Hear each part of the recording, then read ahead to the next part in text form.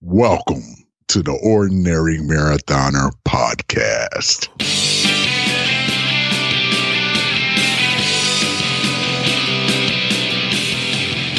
Hello and welcome to the Ordinary Marathoner Podcast. My name is Coach Scott. I'll be your host today. It is Monday, February 8th.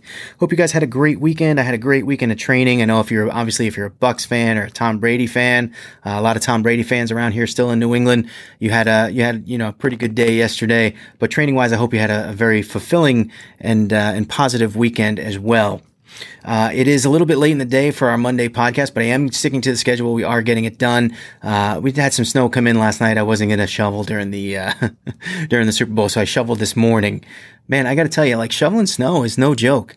I wasn't planning to talk about this, but I kind of tweaked my back a little bit. It's a little, I know a lot of people got injured shoveling snow. I've seen two people I know had heart attacks shoveling snow.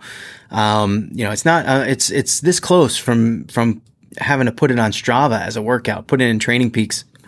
You're going to get snow tomorrow. Training is shovel snow. Cross training, I think that was, or was it strength training? What do you think? Maybe strength training, but I did tweak my back a little bit out there in the snow, and I feel like it's getting a little bit better as the day goes on. Hopefully by the time I wake up tomorrow, we'll be all set. I don't know. All right, let's talk about the week, because the week I had such a great training week. We spoke on Friday, and I was going to do a 5K Friday night, our Friday night run. And, we do one run at 6 o'clock, and we do another run at 8. So you can join either one. I join the 6. My choices typically are is I make dinner. It's usually pretty early. And sometimes I'm like, I want to eat it because it looks good and I'm hungry and it's not yet 6 o'clock. So I wind up eating dinner and running at 8 o'clock. So that's option A, typically on Friday. Option B is I make the dinner and then I decide, all right, you know what? I'd rather just get the run in more of a sort of like empty belly state. Like I feel like my results are better when the stomach isn't full of food. And so I run at 6 o'clock and then eat dinner just after. With turkey chili, by the way, is really good. It was top notch.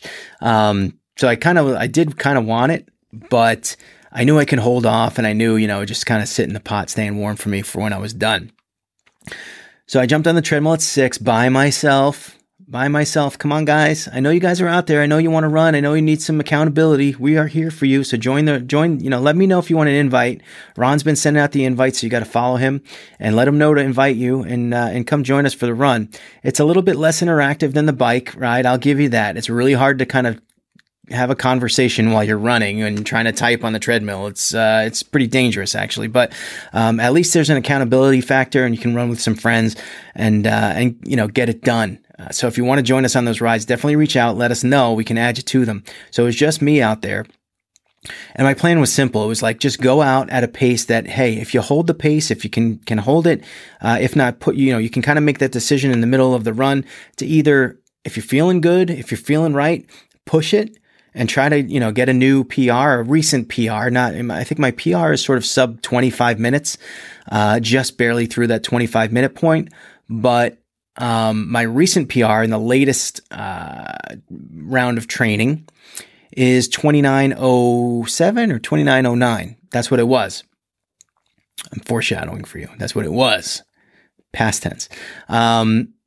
So I wanted to kind of set the speed so that if I wanted to go for it sort of towards the second half of the run, I could.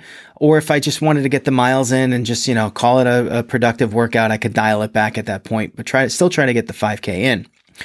And I did that. I did precisely that. I got on and I just started running. I feel pretty good. Everything was feeling, feeling productive. Feeling, like I could run for a while. I get to mile 2.5, and that's when the chatter in the brain starts coming. No one's here. No one's gonna know. No one's gonna follow up. No one's gonna tell you did a bad job. If you want to come up with an excuse as to why you could, just go. Turkey chili looked really good. Don't you want some turkey chili? Don't you want it now? It's like the messages that come through my head are just, they're overwhelming sometimes. And it's literally a voice. And I think that's what I'm kind of noticing recently is it's literally a voice telling me these things. And I can either be that voice and be be like, yeah, that's me. That's me telling myself that I should just stop and quit and get off.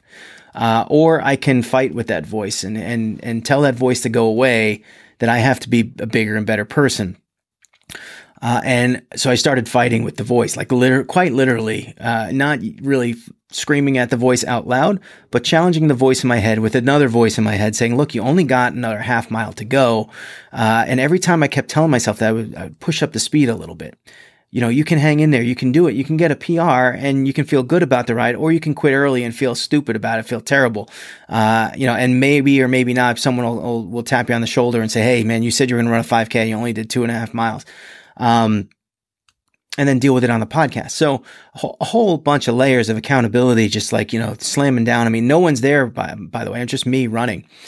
And as I'm having this conversation, the miles are ticking away, and I'm getting closer and closer to the finish. And before I know it, I'm done. I'm done. And I pushed hard enough to run a 28:41 5K. So besting my recent 5K best by almost, 30 seconds or so, 27 seconds, whatever it may be, 28 seconds. I don't know. So a significant improvement in just a few weeks. And when I think about it, man, a couple weeks ago, I would have been happy just to get through the 30-minute mark on a 5K. And now I've done it, first I did it to early, the 29s, the low 29s, and then to get through another minute mark to be 28:41. Man, it feels good. And it feels good just knowing that all the hard work is actually working and things are improving and I'm doing better. I felt really good. And I'm dealing with that voice in my head that tells me to quit sometimes. And the voice kind of started coming up a little bit before my ride on Saturday. And I think we talked about this a little bit on the podcast Friday, which is that stage 7 of the Tour de Zwift was the gravel ride stage. And gravel riding in the mock avatar world of Zwift is not something that everyone embraces. I see a lot of people complaining about it, including myself. And the reason being, I like to ride on the road. I like to kind of get that sort of the road feel. And when you get used to riding on the virtual road, to then put the same effort out on the virtual gravel and ride slower, it's just more of like an annoyance. Like, I just want to get my workout in. Yes, I like seeing the new places in the game. But it makes it like less of an apples to apples comparison, right? So you give the same effort, and because you're in gravel, you have to be on a gravel bike, and it's kind of like a nuance of the game that's frustrating if you don't really care. So you have to get the gravel bike and then put yourself on it, make sure it's equipped. And then sometimes what happens to me, especially, is that you forget to take it off. And then the next time you ride on a road, you're riding the gravel bike on the road, which is going to make you slower there. So it's just pointless things that are added to the game to make it a little bit more annoying than it is. I don't really get a benefit from it. I don't really feel like I don't need that sort of, that aspect of the game. I don't ride in gravel outdoors. And I know people who do ride gravel outdoors that are the same way. They just think, they think it's sort of like, it's fun to ride gravel outside, but on the trainer is the trainer. You don't need that simulation of gravel to affect your speed. It's frustrating. So at this point in time, I think this was Friday night, and we're kind of projecting what we're going to ride on Saturday morning. I just decided, you know what? We have 3 choices: the A ride, B ride, C ride. And the A ride is the longest and hardest, and the C ride is the easiest and the shortest. But because I got so sick of myself complaining and whining about it, we decided to do the A ride. Max punishment. Again, max punishment. Choosing the punishment. A little, I don't know, a little masochistic there.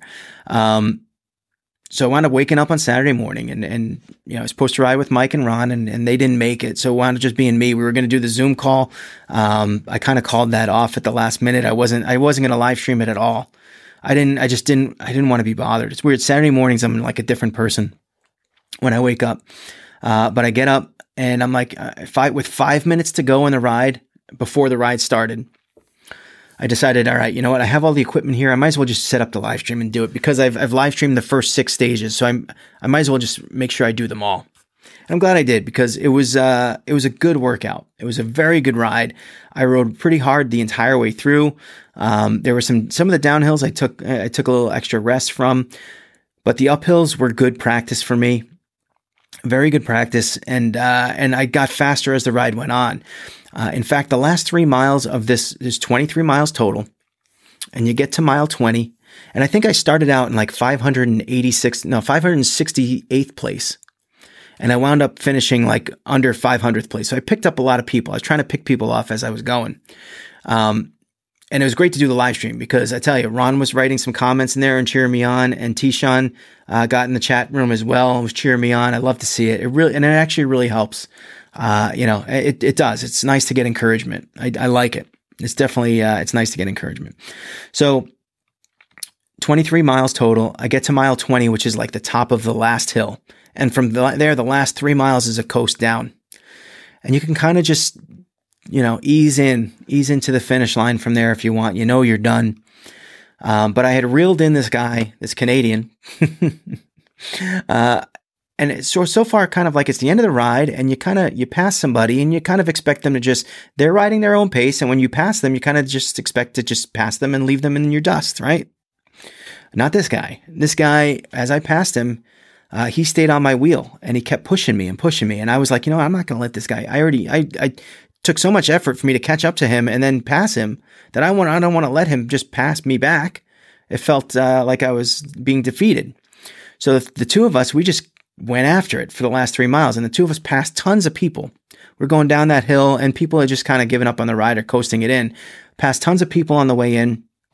At the end, I did. Usually, I lose those efforts, but at the end, I won that effort. And it's funny, I kind of sent him a little message after I was done, just to thank him, because he pushed me that last 3 miles, and it felt really good. And again, it took me an hour 30, an hour 40 minutes to get this workout done. And because of that little extra push, I felt really good about the workout. I felt really accomplished, with a good weekend to go. And then Sunday was my long run day. 9 miles. Last week I'd done 8. And again, these are all new heights for me in my recent, return to running. These are all new kind of like personal best in terms of distance. So 8 miles was my recent best, and that I'd done the week before, and now I was going for 9.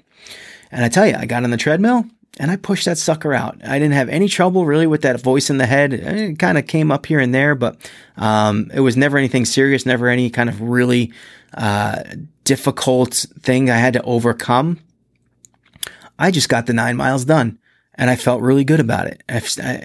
Training has been going very well the last few weeks. And especially now that I've got this kind of running schedule where I'm being very consistent with it, and I'm seeing the results. I'm seeing the results on paper, that, the personal bests are just increasing, especially the running is just coming back so fast, whether it be the speed in the 5K going from right around 30 minutes to 28:41 in like 3 weeks, or it be the distance of running, back in Thanksgiving. I ran 4 miles and I thought I was going to die. And I couldn't repeat that run a couple days after. I couldn't get to 4 miles a couple days after. And now I'm running 8, 9 miles. So things are working. Things are getting better. Training works, ladies and gentlemen. Training works. Consistency in training. And we'll see how it keeps going. But, I got no reason to believe otherwise that anything is going to change. Things are going well. And I think we're still going to improve going forward. And that's kind of it. Now for the schedule ahead, I think, especially with the back today after doing the shoveling, again, not on Strava, but I think I'm going to take a recovery day today. I think I'm due for another recovery day. I feel good about it. The weekend workouts were strenuous, and I do feel I don't feel that sore. I don't feel that tight. So I feel like maybe I could get something done tonight. But let's make that judgment. I'm going to make that judgment on a sort of like a game time basis. I'm not going to force myself to run. If it's there and I decide I want to do it, I might run tonight. But otherwise, I'm happy taking the recovery day and heading on into this week. And looking at the week ahead, tomorrow morning, we have a really, really tough bike ride. We're still doing our same training plan. It's the L'Étape du Tour training club plan on Zwift. We're in phase 3. This is workout 3. So workouts 3 and 4, I took a look at for this week. We're going to do 3 tomorrow morning at 5 a.m. We're going to do workout 4 on Thursday morning. They're tough. They're no joke. I'm trying not to be defeated and look at it with any kind of fear. I'm looking at it as something that I want to accomplish, something that I want to control and beat. It's the effort levels they're going to ask of me tomorrow morning are higher than effort levels than I've given in the past. And say, I don't know, October, November, similar levels I've given up on. So I know that it's going to be tough, but I know I'm a better cyclist than I was back in October. So we're going to, go at it, and we're going to be aggressive with it, and see how it goes. I'm going to try my best, and try to keep those voices at bay, keep those voices in my head at bay before they come up and tell me I can't do it. When I'm going to be confident. I'm going to be confident that I can, and go at it with some sort of aggression. That's the way my mind is right now.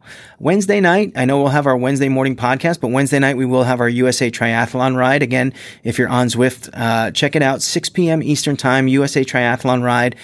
It is called Critical Power Records, I believe we called it. It's sort of an interesting workout. It's a little bit different. You're going to get out of it what you put in. It's nothing to fear. There's nothing that you have to be intimidated about. So anyone can go and ride it. Anyone at all can ride it. You're going to be riding with everybody else anyway, so it's not like anyone's going to fall behind. It's about how much effort you want to put in. And if you want to put in a lot of effort, you're going to get a lot out of it. If you want to put a little effort, that's fine too. You'll still get something out of it. But we'll see. We'll see how it goes. It's going to be a fun ride nonetheless. We will be live streaming it on Wednesday night at 6 p.m. at our YouTube channel, Ordinary Marathoner. Circling back, I think that's kind of all I have with the workouts and where we are right now. Circling back to Super Bowl. We did a lot of pop culture when I used to do the Monday, Wednesday, Friday podcast. Or actually, it was the Ordinary Daily, because I had nothing else to talk about. It was always about, hey, what happened last night, We talk about Game of Thrones a lot and stuff like that. Well, the Super Bowl was last night. I got to tell you, I remember I said I wasn't really 100% sure who I was going to root for. Like I thought I was going to root for the Bucks, but sometimes when I put the game on, I find myself rooting for someone else. So I didn't really know. And I got to be honest, I still don't think I know. I think I kind of wanted to root for the Bucks. I felt like they were the underdog. I felt like I didn't really want to see the Chiefs start this dynasty, the dynasty talk again. I didn't really want to go down that path. I don't know. It's like when the one team wins over and over and over again, the Patriots are doing it. It frustrates me. So I don't like that whole dynasty conversation. So I think that's why I was kind of leaning towards the Bucks, but I did want to see it be a good game. And clearly the score does not dictate that. Although I'll tell you, a lot of people say, hey, oh, what a boring game. It was so terrible. The score was such a blowout. They never had a chance. Well, I'll tell you, even with 6 minutes left when the Chiefs got the ball, I was just waiting for them to come back. Weren't you? Anyone I think's watched football, you're just kind of waiting for it to happen. You're waiting for them to start putting together like 2-3 touchdowns in a row. It just never happened. I'm still waiting. I feel like I'm still waiting for the Chiefs. Obviously we are still waiting for the Chiefs to score a touchdown, but I feel like it was only a matter of time before they started scoring and putting up numbers, and they just never did. It just never happened. And, I put on that game and I'm like trying to find reasons to root for people, root against people. I do that. And there were some reasons out there. I mean, Antonio Brown is a guy that's really hard to like if you've been paying attention to football the last few years. Although I have to tell you, he signed with them mid-year.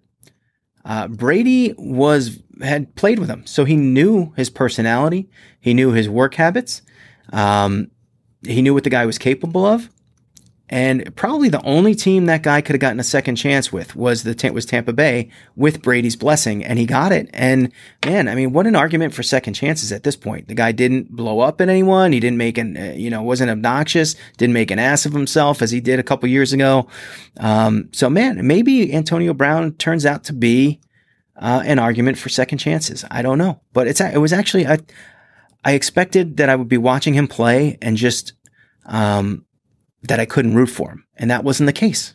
I find it hard to dislike him, after this season. I don't know. He kind of seemed to put it back together. And at a certain point, you just kind of have to root for a guy to put things back together, don't you? Aren't we, it's hard. Some people just don't want to forgive. And I get that too. But, watching a guy like that play, I wasn't rooting against him. It wasn't like I could root against him. And the same thing, I think, for Jets fans, at least, for Todd Bowles. You watch this guy. This guy was your head coach a few years ago. he was a terrible head coach. Horrible. Just not right for New York, not right. Didn't have the right personality. Very sort of quiet and calm demeanor. And I think, sort of very difficult to coach like that in New York, with the press that we have in New York, and the pressure that's put on that position in particular, and especially if you're not winning. And Adam Gase, almost similar, right? He a little bit more obnoxious. I think he thought a little bit more highly of himself than a little more ego there. What Todd Bowles did last night to the Chiefs was crazy. This is a team that's been this team has been offensively a top offensive team for the last 2 years. One that you put, up in the achievement wise, along with the St. Louis Rams when they had like Kurt Warner and Marshall Faulk and Torrey Holt and those guys. You think of the Colts with Peyton Manning and Marvin Harrison at times, even though I have my arguments against Peyton Manning in the playoffs at times. But you look at this team and the points that they put up, and for Todd, I saw an argument today that Todd Bowles should have been the MVP, and I almost think that it might even be a good idea. I think Brady won the MVP. I'm pretty sure of it, but man, what Bowles did was more impressive. He shut down an offensive juggernaut. Totally shut them down.